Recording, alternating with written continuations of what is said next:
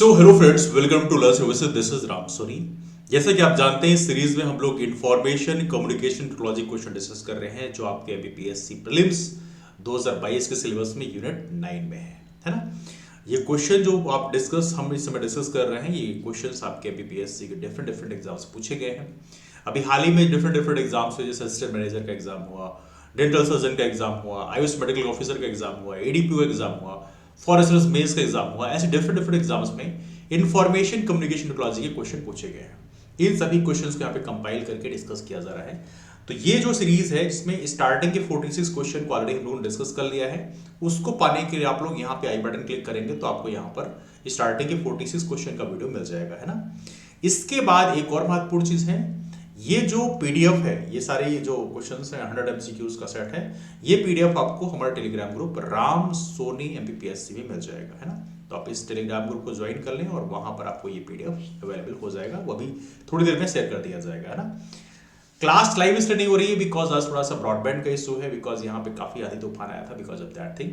लेकिन आने वाले कल में will bring the online live classes, ठीक है। तो चलिए डिस्कशन की शुरुआत करते हैं। Let's start discussion. तो इस लास्ट क्वेश्चन जो हमने डिस्कस किया था लास्ट डिस्कशन में, वो 46 क्वेश्चन था, ई बैंकिंग में आरटीजीएस क्या है। तो आरटीजीएस का फुल फॉर्म क्या है ये पूछा गया है। ये है रियल टाइम ग्रास सेटलमेंट। ये क्वेश्चन ऑलरेडी हम लोगों ने कर लिया था। अब डिस्कस करेंगे 47 क्वेश्चन से। तो नंबरिंग हम करते चलेंगे। 47 क्वेश्चन है आपके सामने।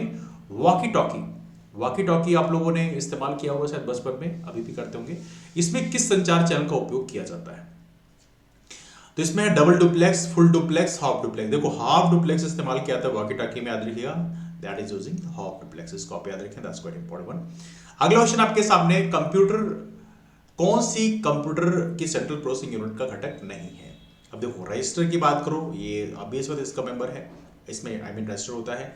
एएलयू, अरिथमेटिक लॉजिक यूनिट, इसको शॉर्ट में एएलयू के रूप में जानते हैं। इंग्लिश में एएलयू ज्यादा पॉपुलर है, हिंदी में आपको अंकगणितीय तर्किका इतना ज्यादा आई मीन आपको शायद आपने सुना ना हो, लेकिन इंग्लिश में एएलयू तो खूब सुना होगा, अरिथमेटिक लॉजिक यूनिट। हालांकि इसका फुल फॉर्म भी कई बार पूछा गया एग्जाम में। तीसरा कंट्रोल यूनिट। ये तीनों के तीनों देखा जाए तो हमारे सीपीयू के पार्ट हैं। लास्ट में जो सेकेंडरी मेमोरी लिखा हुआ है, द्वितीयक मेमोरी जिसे कहते हैं, ये आपके सीपीयू का पार्ट नहीं है। जैसे आपका जो पेन ड्राइव आप लगाते हो, that is acting as secondary memory, तो एक अलग से डिवाइस आप लगाते हो, है ना। तो इसको आप लोग याद रखें, सेकेंडरी मेमोरी इसका पार्ट नहीं, बाकी इसके पार्ट है। ये कौन सा क्वेश्चन हो गया, ये हमारा हो गया क्वेश्चन नंबर 48। नंबरिंग हम लोग करते चलेंगे, आप लोग कमेंट करके बताते भी चलेंगे कि बेसिकली किसका आंसर क्या होगा, तो आपको लंबे समय तक याद रहेगा। कमेंट करके आप लोग सभी लोग कमेंट करके इसमें रिप्लाई कर सकते हैं। अगला क्वेश्चन आपके सामने ये है 49वां क्वेश्चन। पूछा गया मध्य प्रदेश सरकार द्वारा जन सहभागिता के माध्यम से शुरू किया गया वृक्षारोपण अभियान निम्नलिखित में से कौन सा है। हालांकि क्वेश्चन मध्य करंट अफेयर का है, लेकिन बेसिकली कंपाइल करने वालों ने ये भी क्वेश्चन डाल दिया। With the following program is associated with the plantation drive through public participation launched by the government of Madhya Pradesh. ये कौन सा है, ये है अंकुर। क्या है ये, अंकुर। इसको आप लोग याद रखिएगा, ये भी काफी अच्छा क्वेश्चन है, प्लीज डू रिमेंबर सुन। अगला क्वेश्चन आपके सामने है 49वां क्वेश्चन। 49वां क्वेश्चन की बात करें तो इसमें क्या आपके सामने दिया है, ओके 49वां क्वेश्चन तो ऑलरेडी हमारा हो चुका है। ये 50वां क्वेश्चन है। लेट मी गेट द 50वां क्वेश्चन। निम्नलिखित में से कौन सा वैध आईपी एड्रेस नहीं है। ऑलराइट, तो इसमें देखा जाए तो इसमें ऑप्शन दिए हुए हैं। 164 ये सीरीज चलती है, 198 का सीरीज चलता है, 166 ये सीरीज जो है नहीं चलती है। तो 166.233, 9.96.257 ये बेसिकली वैध आईपी एड्रेस में नहीं आता, बाकी सारे के सारे इसमें वैध आईपी एड्रेस में आएंगे, ठीक है। चलिए अगला क्वेश्चन करते हैं। Let's get the next question. 51वां क्वेश्चन करते हैं। कुछ क्वेश्चन थोड़ा डिफिकल्ट आपको मिलेंगे, लेकिन उससे बहुत पैनिक नहीं होना है। इजी और डिफिकल्ट दोनों का कॉम्बिनेशन बेसिकली आपको मिलता है, तो आपको बहुत ज्यादा यहाँ पे पैनिक नहीं होना, ठीक है। चलिए तो लेट मी गेट द 51वां क्वेश्चन। 51वां क्वेश्चन लेते हैं हम लोग। ये है 51वां क्वेश्चन। सोशल नेटवर्किंग का उद्देश्य क्या है। अब देखिए इसमें लिखा है only creating content, sharing content, creating and sharing content, none of this. देखो इसका सही आंसर बनेगा क्रिएटिंग एंड शेयरिंग कंटेंट। मतलब आप कंटेंट क्रिएट भी करते हो, शेयर भी करते हो, दोनों चीजें हैं। जैसे कि आप फेसबुक में करते हो, ट्विटर में करते हो, इंस्टाग्राम में करते हो, है ना। These are things actually. YouTube भी बेसिकली देखा जाए तो वहां पर भी कंटेंट आप क्रिएट करते हो, शेयर करते हो, दिस समथिंग। तो ये थोड़ा सा आप लोग याद रखेंगे। 52वां क्वेश्चन है केंद्र और राज्य सरकार को नेटवर्क बैकबोन और ई गवर्नेंस सहायता कौन प्रदान करता है। बहुत ही फेमस क्वेश्चन है, कई बार पूछा गया एग्जाम में, इसको जरूर याद रखिएगा। Who provides network backbone and e governance support to central and state governments. अब देखो इसमें सही आंसर क्या है, इसका सही आंसर है एएनआईसी, नेशनल इंफॉर्मेटिक्स सेंटर। हिंदी में इसको बोलते हैं राष्ट्रीय सूचना केंद्र। आपने बहुत सारी जो वेबसाइट्स हैं गवर्नमेंट वेबसाइट्स, उसमें लिखा होगा, नीचे लिखा होगा powered by NIC, national informatics centre. तो ये काफी इंपॉर्टेंट है, इसको आप लोग याद रखिए, क्वेश्चन एग्जाम में पूछा आता है। अगला क्वेश्चन है 53rd क्वेश्चन। इस प्रकार के ई कॉमर्स को क्या कहते हैं जब इलेक्ट्रॉनिक लेन देन में शामिल विपक्ष किसी दिए गए व्यवसायिक फर्म के भीतर से होते हैं। If the parties involved in the electronic transactions are from within a given business firm, then this type of e-commerce is known as। अब देखो क्या बोल रहा है, विदिन। और जब विदिन की बात करें इसका मतलब क्या होता है, विदिन का मतलब क्या होता है, what is the meaning of within? Within का मतलब है इंट्रा। विदिन का मतलब क्या हुआ, विदिन का मतलब हो गया इंट्रा। इसको आप लोग याद रखें, दैट्स वेरी बेसिक वन। तो ये क्या हो गया, ये हो गया intra B firm, that is called intra business firm, ठीक है। तो इसका सही आंसर हो गया इंट्रा बिजनेस फर्म, ठीक है। चलिए अगला क्वेश्चन लेते हैं, let's get the next question. 54th question है, आईटी अधिनियम 2000 की किस धारा के तहत प्रमाणकर्ता अधिकारी मतलब सर्टिफाइंग अथॉरिटी को डिजिटल हस्ताक्षर प्रमाण पत्र जारी करने का लाइसेंस दिया गया है? अब देखो इसमें थोड़ा डिस्प्यूट था, बिकॉज हालांकि कई बार डिस्प्यूट्स होते हैं, लेकिन इसमें एमपीएससी ने जो सही आंसर माना है वो है बी, धारा 24 सेक्शन 24 इसमें सही माना गया है। तो under which section of IT Act 2000 has certifying authority been granted a license to issue a digital signature certificate? तो ये है सेक्शन नंबर 24, इसको आप लोग याद रखेंगे। अगला क्वेश्चन आपके सामने है, निम्नलिखित में से कौन सा कंप्यूटर वायरस नहीं है? इनमें से कौन सा कंप्यूटर वायरस नहीं है? अब यहाँ पे ऑप्शन है निम्डा, स्लैमर, स्टक्सनेस्ट या क्रिप्टोलोकर। अब देखो यहाँ पर देखा जाए तो इस क्वेश्चन को बाद में एमपीएससी ने डिलीट कर दिया है, बिकॉज यहाँ पे बेसिकली ऐसा ऑप्शन है नहीं, इसलिए बेसिकली बाद में इसको डिलीट कर दिया गया है ना। चलिए तो ये क्वेश्चन कौन से नंबर का है, let me get the number, 55th question है ना, दैट्स 55th क्वेश्चन। तो इस प्रकार से वायरस जो है, वायरस के बार पूछे आते हैं आपसे एग्जाम में, वायरस डिफरेंट वायरस जो है आपने सुना ही होगा already, but these are the important one. 56th question आपके सामने है, ई गवर्नेंस की ई दक्ष परियोजना का उद्देश्य क्या है? ई गवर्नेंस की जो ई दक्ष परियोजना है इसका उद्देश्य क्या है? अब यहाँ पे दिया है ऑप्शन आपके सामने, राजकोष एवं खाते के को एकीकृत करने हेतु नवीनतम जानकारी से किसानों को सशक्त बनाना, ई गवर्नेंस और आईटी परियोजनाओं के क्रियान्वयन में मध्य सरकार के अधिकारियों को संवेदनशील बनाना, खरीद प्रक्रिया को मानकीकृत करने के लिए। ई दक्ष, मध्य प्रदेश सरकार का ई दक्ष जो है ये पोर्टल से क्वेश्चन एग्जाम पूछाते हैं, इसको थोड़ा याद रखना। और इसका सही आंसर है ये, ई गवर्नेंस और आईटी परियोजनाओं के कार्यान्वयन में मध्य प्रदेश सरकार के अधिकारियों को संवेदनशील बनाना, to sensitize Madhya Pradesh government officers in the implementation of e governance and IT projects. ये है आपका ई दक्ष परियोजना, है ना। चलिए अगला देखते हैं 57th क्वेश्चन। 57th क्वेश्चन आपसे पूछा गया है, निम्नलिखित में से कौन सी परत राष्ट्रीय गवर्नेंस योजना के ई गवर्नेंस आर्किटेक्चर का हिस्सा नहीं है? With the following layer is not A part of e governance architecture of the national e governance plan. अब यहाँ पे ऑप्शन आपके सामने दिए हुए हैं। पहला क्वेश्चन है सिक्योरिटी लेयर, और बाकी देखा है सिक्योरिटी लेयर ही सही ऑप्शन है इसमें ये पार्ट नहीं है। बाकी ऑर्गेनाइजेशन लेयर, यूजर लेयर और टेक्नोलॉजी लेयर, ये सारे के सारे ई गवर्नेंस आर्किटेक्चर का पार्ट है, लेकिन सिक्योरिटी लेयर एक अलग लेयर होती है, इसको आप लोग याद रखेंगे ना। अगला क्वेश्चन है 58th क्वेश्चन। 58वां क्वेश्चन आपके सामने है, अर्धचालक होते हैं। अब देखो ये चीजें सेमीकंडक्टर भी आपके सिलेबस में है, that's why brought this question. तो सेमीकंडक्टर क्या होते हैं, ऑप्शन आपके सामने है, तात्विक मिश्रण। अब देखो इसमें देखा तो इसमें कोई ऐसा मैच नहीं करता है, तो सारे के सारे ऑप्शन यहाँ पे कोई भी ऑप्शन इसमें सही नहीं माना गया है।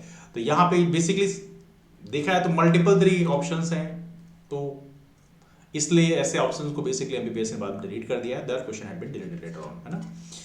अगला क्वेश्चन आपके सामने है, यूएसबी पोर्ट के उपयोग से कितने परिधीय उपकरणों को जोड़ सकते हैं? ये क्वेश्चन काफी अच्छा क्वेश्चन है। कौन से नंबर क्वेश्चन है ये? ओके 59th क्वेश्चन ना, 59th क्वेश्चन।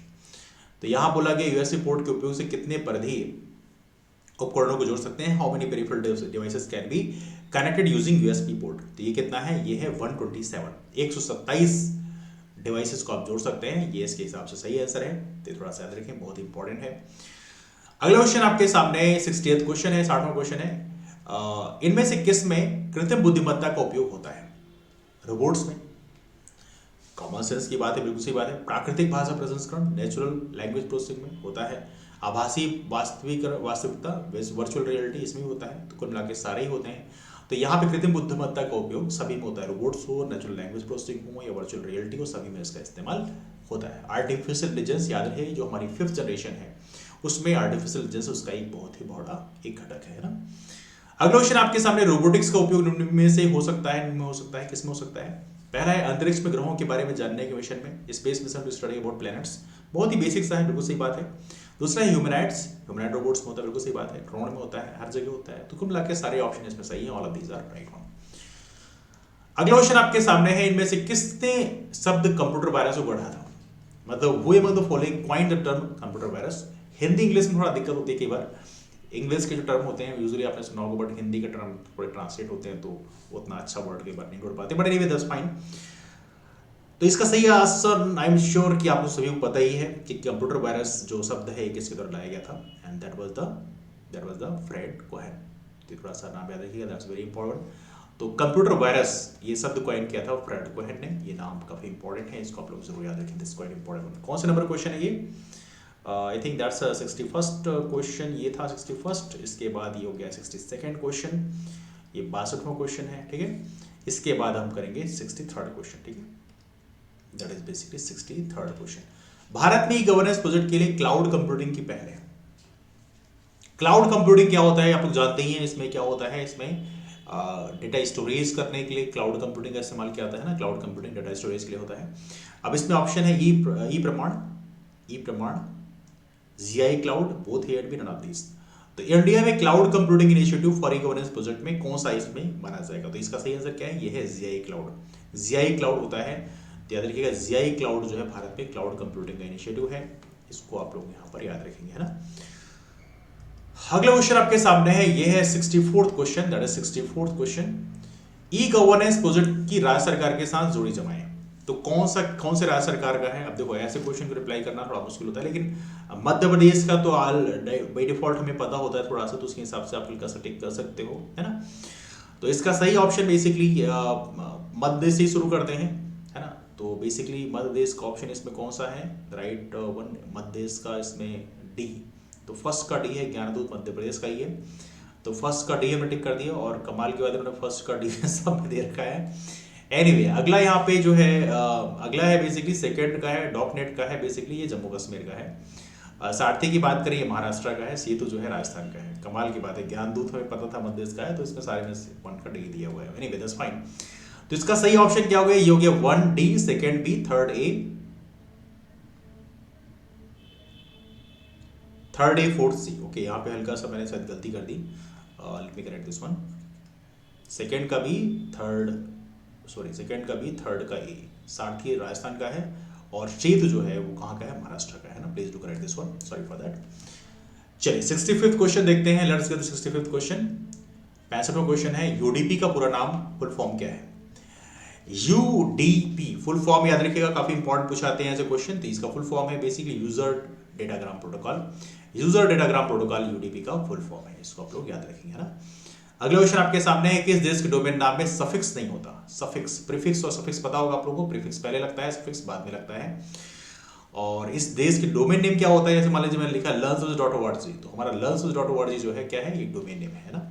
तो यहाँ पे ऑप्शन दिया है संयुक्त राज्य अमेरिका, और यही ऑप्शन बेसिकली सही है। संयुक्त राज्य अमेरिका में बेसिकली ये नहीं होता है, तो इसको आप लोग यहाँ पर याद रखें, दिस इज क्वाइट इंपॉर्टेंट, है ना।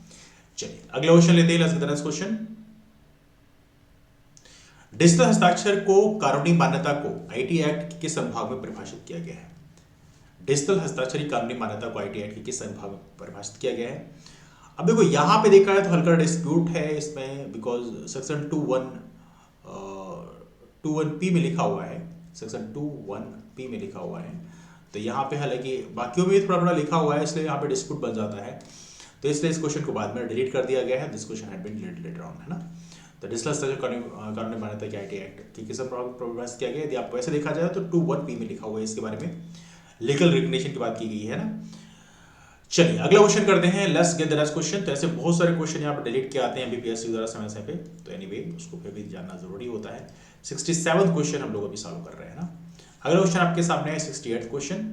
इनमें से इनपुट डिवाइस का उदाहरण कौन सा है? बहुत ही आसान सा क्वेश्चन है, आई एम श्योर आपको सभी को पता ही होगा।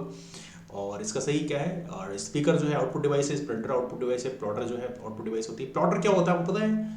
जो बड़े बड़े प्रिंटर होते हैं, जो बड़े बड़े मैप वगैरह को प्रिंट करते हैं, उन्हें प्लॉटर बोलते हैं। तो ट्रैक बॉल की बात करें, ट्रैक बॉल ये क्या है? इनपुट डिवाइस है, इसको आप लोग यहाँ पर याद रखेंगे ना। 69 क्वेश्चन लेते हैं। 69 क्वेश्चन आपसे पूछा गया, कृत्रिम बुद्धिमत्ता का जनक किसे कहा जाता है? बहुत ही फेमस क्वेश्चन है, इसको क्लास में मैंने कई बार डिस्कस भी किया है। ये है जॉन मैकार्थी। जॉन मैकार्थी को कृत्रिम बुद्धिमत्ता का जनक कहा जाता है, फादर ऑफ आर्टिफिशियल इंटेलिजेंस। काफी इंपॉर्टेंट क्वेश्चन है, इसको आप लोग यहाँ पर याद रखेंगे। टिम बर्नर्स-ली के इन्होंने WWW की खोज किया था। क्या आप बता सकते हैं एलन ट्यूरिंग किस लिए फेमस है? Any of you? चलिए अगला क्वेश्चन आपके सामने है 70th क्वेश्चन। संगणक में मेमोरी को दर्शाने वाली सबसे छोटी इकाई कौन सी है? देखिए यहाँ पर बहुत ही फेमस क्वेश्चन है और बहुत इजी क्वेश्चन है। मैं कहूंगा बिट जो है सबसे छोटी इकाई होती है, बड़ा भी ऐसी बात है। 8 बिट का एक बाइट होता है। ओके, निबल भी यहाँ लिखा हुआ है। एक निबल जो है कितना होता है? 4 बिट का होता है। कितना? 4 बिट का होता है। और मेगाबाइट तो बहुत बड़ी है, बड़ा बेस होता है। तो स्मॉलेस्ट यूनिट मेमोरी की कौन सी है? ये है बिट, है ना। बिट से छोटा फिर 0 1 ही होता है, बड़ा बेस बात है। बिट में 0 और 1 होते हैं। लेकिन निबल की बात करें, इसमें 4 बिट से मिलकर एक निबल बनता है। बाइट की बात करें, 8 बिट का एक निबल, एक बाइट बनता है। इसको आप लोग यहाँ पर याद रखिए। ई पाठशाला ऐप किससे संबंधित है? बड़ा बेस और बड़ा इजी क्वेश्चन है। जो हमारे पोर्टल्स होते हैं हमारे गवर्नमेंट के, वहां से क्वेश्चन आमतौर पर एग्जाम पूछे आते हैं, और आपको तैयारी करना है इसको। ई पाठशाला ऐप किससे संबंधित है? बड़ा बेस मतलब पुस्तकों से संबंधित है, बुक से संबंधित है। ई पाठशाला ऐप, इसको आप लोग याद रखेंगे। 72nd क्वेश्चन हम लोग सॉल्व कर रहे हैं। निम्नलिखित में से कौन सा एंटीवायरस सॉफ्टवेयर है? Monkey, Norton, adware, Trojan horse. अब देखो यहां पर देखा जाए तो एंटीवायरस सॉफ्टवेयर की बात करें तो इसमें नॉर्टन जो है ये that is acting as antivirus software. तो यहाँ पे ये सही ऑप्शन माना गया है, इसको आप लोग याद रखेंगे। ठीक है, नॉर्टन है ना। नॉर्टन तो आप लोगों ने शायद यूज भी किया होगा। 73rd क्वेश्चन की बात करते हैं। 73rd क्वेश्चन है आपके सामने, लिखित में से कौन सा मोबाइल ऑपरेटिंग सिस्टम नहीं है? अब देखो यहाँ पर देखा जाए तो पॉम ऑपरेटिंग सिस्टम जो है ये मोबाइल ऑपरेटिंग सिस्टम के रूप में यूज होता है। और वेब ऑपरेटिंग सिस्टम जो है ये तो चलो ठीक मोबाइल ऑपरेटिंग सिस्टम नहीं है। तो ये ऑप्शन एबीपीएससी ने माना है बी ऑप्शन को। एबीपीएससी ने बेसिकली 2 ऑप्शन सही माने हैं, वेब ऑपरेटिंग सिस्टम और मैक ऑपरेटिंग सिस्टम। देखिए मैक ऑपरेटिंग सिस्टम क्या होता है? मैकिनटॉश जो मैक ऑपरेटिंग सिस्टम होता है वहाँ इस्तेमाल होता है। बेसिकली जो एप्पल के लैपटॉप्स होते हैं वहाँ पे मैक ऑपरेटिंग सिस्टम इस्तेमाल किया जाता है ना। और वेब ऑपरेटिंग सिस्टम तो चलो ठीक है। तो यहाँ पे ये 2 ऑपरेटिंग सिस्टम जो हैं ये मोबाइल ऑपरेटिंग सिस्टम हैं, सिम्बियन ऑपरेटिंग सिस्टम और पॉम ऑपरेटिंग सिस्टम। बाकी वेब ऑपरेटिंग सिस्टम और मैक ऑपरेटिंग सिस्टम जो है ये मोबाइल में इस्तेमाल नहीं होते हैं। तो इसको थोड़ा सा आप लोग यहाँ पर याद रखेंगे। ठीक है, चलिए 74th क्वेश्चन लेते हैं। 74th क्वेश्चन है आपके सामने, निम्नलिखित में से कौन सा प्रोटोकॉल www का प्रोटोकॉल है? वर्ल्ड वाइड वेब का इसमें से कौन सा प्रोटोकॉल है? ऑप्शन यहाँ पे सही आंसर है वो है HTTP। इसका फुल फॉर्म क्या है? हाइपर टेक्स्ट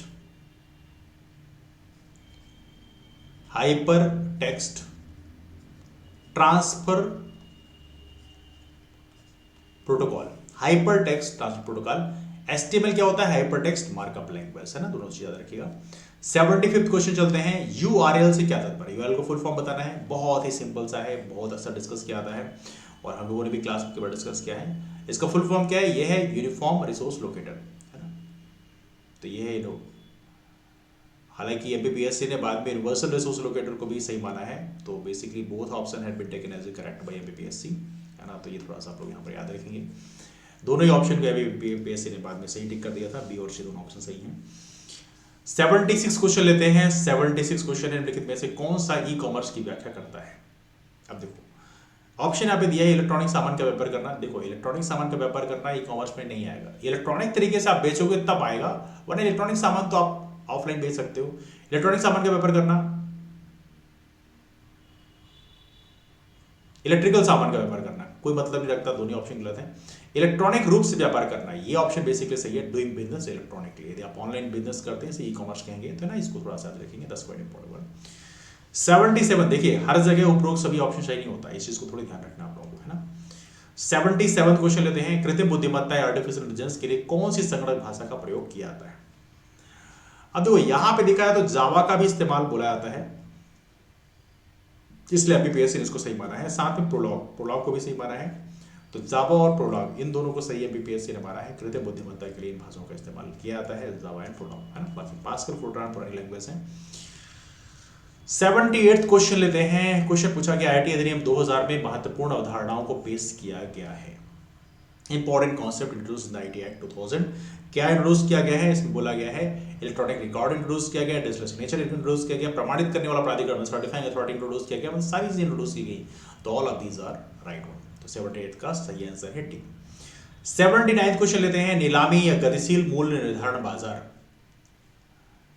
किसका उदाहरण है? अब देखो यहां पर दो चीजें हैं, नीलामी नीलामी कैसे हो सकती है? बिजनेस टू बिजनेस हो सकती है, मतलब एक बिजनेस नीलाम हो रही है, दूसरी बिजनेस को खरीद रही हो, बड़ा ऑब्वियस बात है। दूसरा, यहां पे नहीं कहना है कस्टमर टू कस्टमर हो सकता है, मतलब एक कस्टमर जो है उसका सामान नीलाम हो रहा है और दूसरा कस्टमर उसको खरीद रहा हो, तो ये पॉसिबिलिटी है। तो कुल मिला के यहाँ पर इनका कहना ये है कि दोनों तरीके हो सकते हैं, बोथ थिंग्स कैन हैपन। तो B2B और C2C दोनों इसमें ऑप्शन हो सकते हैं नीलामी में, और MPPSC ने दोनों ऑप्शन यहाँ पे सही माने हैं, A and C is the right one, है ना। चलिए अगला क्वेश्चन आपके सामने है, ये है 80th क्वेश्चन। दो कंप्यूटर नेटवर्क के बीच डेटा पैकेट को स्थानांतरित करने के लिए क्या उपयोग किया जाता है? कंप्यूटर नेटवर्क के बीच में, मतलब कंप्यूटर नेटवर्क के बीच में, दो कंप्यूटर हैं उनके बीच में, कंप्यूटर नेटवर्क के बीच में डेटा को स्थानांतरित करने के लिए क्या किया जाएगा? Use to transfer data packets between two computer networks. बहुत ही सिंपल सा है, बड़ा ऑब्वियस बात है। आप क्या इस्तेमाल करेंगे? दो चीजें इस्तेमाल करेंगे, राउटर इस्तेमाल करेंगे, बड़ा ऑब्वियस बात है। दूसरा है गेटवे। ये दो चीजें इस्तेमाल की जाती हैं, राउटर और गेटवे। ये MPPSC ने इसको सही माना है, राउटर और गेटवे, है ना। चलो अगले क्वेश्चन करते हैं। 81st क्वेश्चन है आपके सामने। 81st क्वेश्चन है, इंटरनेट पर एक डेटाबेस में जहां विभिन्न मेजबानों के नाम और पता होते हैं, जिन्हें क्या कहते हैं? Database that contains the names and address of various host on internet is called. Names and address of various host on internet is called, क्या बोलते हैं इसको? इसको बोलते हैं DNS, that is called domain name system. Domain name system, इसको आप लोग याद रखें, इसका सही आंसर है B। अगला क्वेश्चन आपके सामने 82nd क्वेश्चन है। उपभोक्ता अपने हिसाब से कीमत तय करते हैं, जिसे व्यवसाय स्वीकार करता है, उस मॉडल को क्या कहते हैं? वो देखिए, इसका सही आंसर है बेसिकली ये है आपका कस्टमर टू बिजनेस। सिंपल सी बात है, उपभोक्ता अपने हिसाब से, मतलब उपभोक्ता इसे मेन है, मतलब मेन फोकस किसमें है? कस्टमर में है। जिसे व्यवसाय स्वीकार करता है, व्यवसाय मतलब बिजनेस। सिंपल सी बात है, हल्का सा कॉमन सेंस लगाइए, क्वेश्चन बन जाएगा। तो ये है C2B, customer to business model, है ना। अगला क्वेश्चन आपके सामने ये है 83rd क्वेश्चन। वर्चुअल कीबोर्ड किससे कंप्यूटर की सुरक्षा करता है? और इसका सही आंसर है पासवर्ड चोरी भी है, ट्रोजन प्रोग्राम है, सभी में बेसिकली से माना गया है, मतलब उपरोक्त सभी से वर्चुअल कीबोर्ड सुरक्षा करता है। दैट्स क्वाइट फैसिनेटिंग, बट ये MPPSC ने इसको सही माना है। 84th का क्वेश्चन देखते हैं। 84th क्वेश्चन आपके सामने पूछा गया, एक ईमेल जो एक स्रोत से उत्पन्न दिखता है लेकिन वास्तव में दूसरे से भेजा गया है। मतलब लगता है कि एक ईमेल यहां से भेजा गया है लेकिन बेसिकली वो दूसरे से भेजा गया है, इसे क्या बोलेंगे? That is called spoofing. ये प्रकार से बहुत ही महत्वपूर्ण कह सकते हैं चीटिंग है। तो ये है स्पूफिंग। स्पूफिंग मतलब एक जगह से भेजा हुआ दिखता है लेकिन बेसिकली वो भेजा कहीं और से गया है, इसे बोलते हैं स्पूफिंग, है ना। फिशिंग क्या होता है? फिशिंग का मतलब ये है कि आपको मेल करके आपकी पर्सनल इंफॉर्मेशन को लीक करा लिया जाए, दैट्स कॉल्ड फिशिंग। स्पैमिंग क्या होता है? स्पैमिंग का मतलब होता है कि आपको एक ही मेल कई बार भेजा जाए, आपको परेशान किया जाए, दैट्स कॉल्ड स्पैमिंग। स्निफिंग क्या होता है? इसका मतलब ये है कि आपके सिस्टम में छुपकर आपकी स्निफिंग किया जाए, मतलब पता लगाया जाए कि आपके सिस्टम में क्या चल रहा है। एनीवे, अगला क्वेश्चन आपके सामने 85th क्वेश्चन। नेटवर्क वातावरण में इसमें से कौन सा है जो सर्वर नहीं है? In network environment which is not a server, इनमें से कौन सर्वर नहीं है? और इसका सही ऑप्शन क्या है? फाइल सर्वर है, फ्रंट सर्वर है, एप्लीकेशन सर्वर है, लेकिन नेटवर्क सर्वर जो है इसमें सर्वर में नहीं काउंट किया आता है। इसको आप लोग यहाँ पर याद रखेंगे। तो 85th का सही आंसर क्या हुआ? D। 85th के बाद चलते हैं। 86th क्वेश्चन है, पूछा गया है एक सामान्य नेटवर्क टोपोलॉजी नहीं है। देखो, बस टोपोलॉजी होती है, स्टार टोपोलॉजी होती है, रिंग टोपोलॉजी होती है, लेकिन ग्रिड टोपोलॉजी नहीं होती है। तो इसमें सही आंसर क्या हो गया? Grid topology. ग्रिड टोपोलॉजी जो है नेटवर्क टोपोलॉजी नहीं आता है, इसको थोड़ा सा देखना। 87th क्वेश्चन देखते हैं। सच्चा न्यायोचित विश्वास अक्सर क्या कहलाता है? The true justified believe is often called. अब ये क्वेश्चन, हालांकि इसका बहुत ज्यादा ICT से मतलब नहीं है, बट सिंस ये क्वेश्चन लगा होगा लोगों को कैसे बनाया जाए, बट एनीवे इसका सही आंसर है वो क्या? Knowledge. The true justified believe is often called is knowledge, है ना। चलिए आगे चलते हैं। सूचना का अधिकार अधिनियम की धारा 20 के अंतर्गत निम्नलिखित में से कौन जुर्माना लगा सकता है? देखो, जुर्माना लगाने की बात की जा रही है, और इसको कौन जुर्माना लगा सकता है? केंद्रीय सूचना भी लगा सकता है, राज्य सूचना भी लगा सकता है। मान लीजिए यदि अधिकारी जो है प्रॉपर तरीके से एक्शन नहीं ले रहे हैं, इन्फॉर्मेशन नहीं दे रहे हैं, तो उस कंडीशन में सेंट्रल इन्फॉर्मेशन कमीशन भी सूचना लगा सकता है जुर्माना, और स्टेट इन्फॉर्मेशन कमीशन भी जुर्माना लगा सकता है। ठीक है, जिसको आप लोग यहाँ पर याद रखिए। कौन नंबर क्वेश्चन है ये? 87th हो गया। 88th question, that is 88th question. ठीक है, 89th क्वेश्चन देखते हैं। कौन सा ई गवर्नेंस पहल मध्य प्रदेश की है? अब देखो, बहुत ही अच्छा क्वेश्चन है, और ये है ज्ञानदूत। पहले डिस्कस कर चुके हैं आप लोगों से कि कौन सी पहल किस राज्य की है। यहां से क्वेश्चन पहले ही PSC ने पूछ लिया है, तो यहां पे देखो यही क्वेश्चन रिपीट हो गया, ज्ञानदूत, है ना। अगला क्वेश्चन आपके सामने, URL किसका संक्षिप्त रूप है? URL का फुल फॉर्म पहले ही पूछा गया है, और इसमें इसका सही रूप, इसका फुल फॉर्म क्या है? बड़ा बेस बात है, uniform resource locator. Uniform resource locator, URL जो आप ऊपर वेबसाइट का एड्रेस लिखते हो, दैट इज कॉल्ड URL, है ना। तो इसको भी थोड़ा सा आप लोग यहाँ पर याद रखेंगे ना। अगला क्वेश्चन, तो ये कौन से नंबर क्वेश्चन है? ये है 90th क्वेश्चन। 91st क्वेश्चन में चलते हैं। Let's go to 91st। 91 question आपके सामने, वर्ल्ड वाइड वेब की शुरुआत किस वर्ष में की गई? किसने किया? टिम बर्नर्स-ली का नाम आप लोगों को पता ही है, दैट्स वेरी इजी वन, लेकिन शुरुआत हुई 1989 में, 1989 में, है ना? इसको आप लोग यहाँ पर याद रखेंगे। 92nd क्वेश्चन है, जीआईएस का संक्षिप्त रूप क्या है? जीआईएस किसका संक्षिप्त रूप है, मतलब इसका फुल फॉर्म आपको बताना है। और इसका फुल फॉर्म क्या है? इसका फुल फॉर्म है बेसिकली ज्योग्राफिक इंफॉर्मेशन सिस्टम। ये आपके सिलेबस में भी है, मेंस में, तो आप पढ़े ही होंगे, बड़ा भी अच्छी बात है। ज्योग्राफिकल इंफॉर्मेशन सिस्टम, भौगोलिक सूचना प्रणाली, ज्योग्राफिक इंफॉर्मेशन सिस्टम। 92nd का सही ऑप्शन है डी। अगला आपके सामने है 93rd क्वेश्चन, निम्न में से कौन सा ई कॉमर्स है? अब देखो, बाय डिफॉल्ट देखा जाए तो इसमें सारे ई कॉमर्स में है, चाहे B2B है, चाहे B2C है, इंट्रा भी है, सब के सब यहाँ पर ई कॉमर्स में काउंट किए जाएंगे, मतलब सारे के सारे यहाँ पे ई कॉमर्स में कवर किए जाएंगे ना। 94th क्वेश्चन आप लेते हैं। 94th क्वेश्चन पूछा जा रहा है, इनमें से कौन संगणक मेमोरी नहीं है? अब इसमें प्रैम की बात करें, प्रैम जो है, प्रैम ही बेसिकली यहाँ पर नहीं है, है ना? Pram is not covered under the, मतलब एक कंप्यूटर मेमोरी ग्रुप पे काउंट नहीं किया जाता है। बाकी programmable read only memory, RAM, dynamics memory, read only memory, ये सारे के सारे मेमोरी काउंट किए जाते हैं, लेकिन pram is not covered under that, तो इसको आप लोग याद रखेंगे। 95th क्वेश्चन की बात करते हैं। ये पूछा गया है कौन सा ऑपरेटिंग सिस्टम नहीं है? अब देखो, विंडोज ऑपरेटिंग सिस्टम है, आप लोग जानते हैं, बड़ा obvious सी बात है। लिनक्स जो है ये ऑपरेटिंग सिस्टम है। Mosaic is not an operating system. Ubuntu जो है ये भी ऑपरेटिंग सिस्टम है। तो कुल मिला के इसमें सही आंसर क्या है? मोजाइक। अगला क्वेश्चन आपके सामने है 96th क्वेश्चन, निम्नलिखित में से कौन सा रोबोटिक का उपयोग करता है? ड्रोन, बड़ा बेस बात है, ड्रोन रोबोटिक्स का इस्तेमाल करता है, इसमें कोई शक की बात नहीं है। सोफिया भी करता है, सोफिया इज ह्यूमनॉइड रोबोट। तो कुल मिला के ए और बी दोनों इस्तेमाल करते हैं, इसको आप लोग याद रखें। तो सही आंसर क्या हो गया? सी। अगला क्वेश्चन क्या है? 97th question. 97th क्वेश्चन हमारा अगला क्वेश्चन है, पूछा गया निम्नलिखित में से कौन कृत्रिम बुद्धिमत्ता का उपतंत्र है? कृत्रिम बुद्धिमत्ता का उपतंत्र कौन सा है? इसमें ऑप्शन है यहाँ पे machine learning, natural language processing, या ए और बी दोनों। देखो, मशीन लर्निंग तो ही है, नेचुरल लैंग्वेज प्रोसेसिंग भी है, कुल मिला के दोनों चीजें इसमें आर्टिफिशियल इंटेलिजेंस के एक प्रकार सब सिस्टम के रूप में काम करते हैं। तो ये आपका कृत्रिम बुद्धिमत्ता के बारे में। एंड नेक्स्ट क्वेश्चन है, सरकार को ई गवर्नेंस सहायता का आधार है? 98th question. 98th क्वेश्चन, सरकार को ई गवर्नेंस सहायता का आधार है निक, नेस्कॉम, CSI, NSO।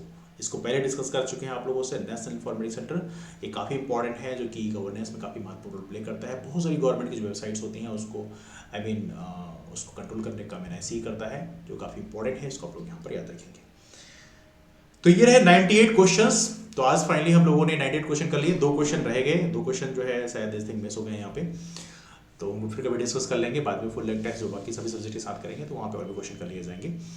तो डिस्कशन को बीच वाइंड अप करते हैं। वीडियो कैसा लगा नीचे कमेंट कर बताएं। आने वाले कल में क्या आप चाहते हैं किस तरीके और सीरीज लाई जाए? Evenly we have decided that कि बाकी जो यूनिट्स हैं उसके लिए भी जो प्रीवियस क्वेश्चन है उनको कंपाइल करके यूनिट वाइज जो है आप लोगों के लिए MCQs लाए जाएं, तो आई एम श्योर आपको बेनिफिट देगा। क्योंकि प्रीवियस क्वेश्चन करने से आपको पता चलता है कि एग्जामिनेशन का जोन क्या है, और प्रीवियस क्वेश्चन करने ही चाहिए, उससे आपको काफी बेनिफिट मिलता है।